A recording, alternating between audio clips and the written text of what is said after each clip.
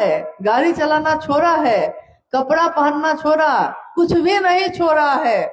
बस क्या किया है, महादेव को अपने जीवन में ले आए। महादेव मेरे जीवन में आए और सब शिवमय हो गया। मेरा पहनना, मेरा खाना, मेरा उठना, मेरा बैठना, मेरा हंसना, मेरा बोलना, सब शिव हो गया। देखिए ध्यान की कैसी विधा है ये। हमने अलग से कोई प्रयास नहीं किया। ये कब हो गया, जैसे हमारा बच्चा ही हमारी आंखों के सामने बड़ा होता है और हमको पता नहीं चलता है। मेरी आंखों के सामने ही तो बच्चा अभी पैदा हुआ था, 18 साल का हो गया। दिन रात तो देखा है आपने अपनी आंखों से, कहाँ पता चला बउआ बड़ा कैसे हो गया। पौधा लगाया था छोटा सा, इतना विशाल पेड़ बन गया, कहाँ पैदा पता चला कि कैसे ये पेड़ बड़ा हो गया। इन आंखों से सूक्ष्म चीजों की जो बढ़त है वो दिखाई नहीं देती। तो हमारे दिल में जो सूक्ष्म चीज बढ़ रही है, गहरी हो रही है, महादेव का भाव जो गहरा हो रहा है, वो इन आंखों से दुनिया को दिखाई नहीं देती। दुनिया को दिखाई देती है इस चीज से कि शिव के शिष्य का आचरण क्या है, उसकी बोली कैसी है।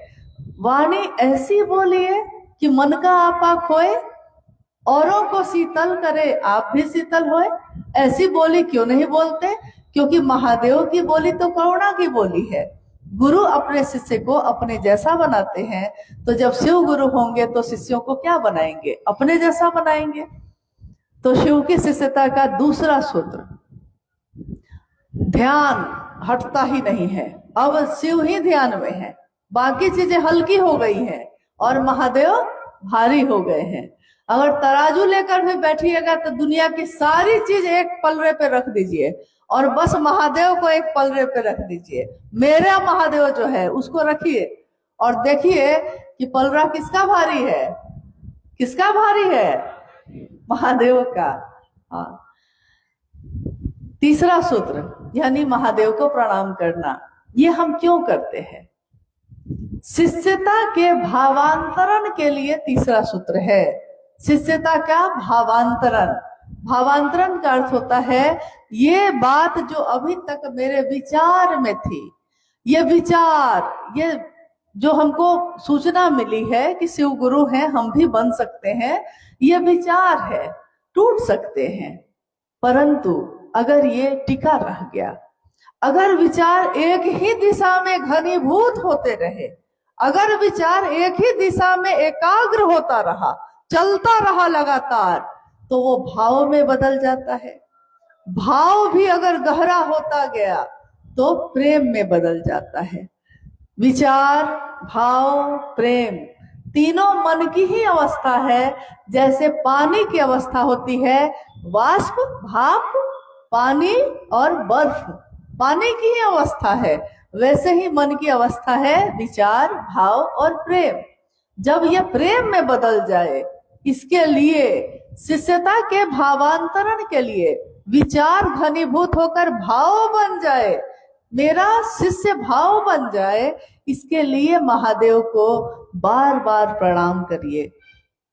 प्रणाम का अर्थ ही होता है अपने शरीर को, अपने मन को झुकाना। प्रणाम कैसे करते हैं हम लोग? या तो पांव छू के करते हैं, या तो हाथ जोड़ के करते हैं, या तो पूरा साष्टांग लेट कर करते हैं। तो जब हम प्रणाम करने के लिए जाते हैं, चाहे किसी विधि से करें, हमारा शरीर भी झुकता है और उसके साथ अगर मन नहीं झुका तो प्रणाम करने का कोई अर्थ नहीं है। क्योंकि अक्सर हम लोगों को प्रणाम करते हैं, लेकिन जब वो चले जाते हैं सामने से तो तुरंत ही उनकी शिकायत शुरू कर देते हैं कि बहुत दुष्ट आदमी है। तो दूसरा पूछता है क्यों प्रणाम किए थे तब? अरे गांव के चाचा हैं, करना पड़ता है।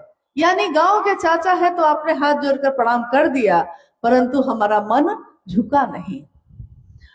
तो तीनों सूत्र एक विशेष उद्देश्य की पूर्ति के लिए किए जाते हैं। और ये विशेष उद्देश्य, मूल उद्देश्य क्या है?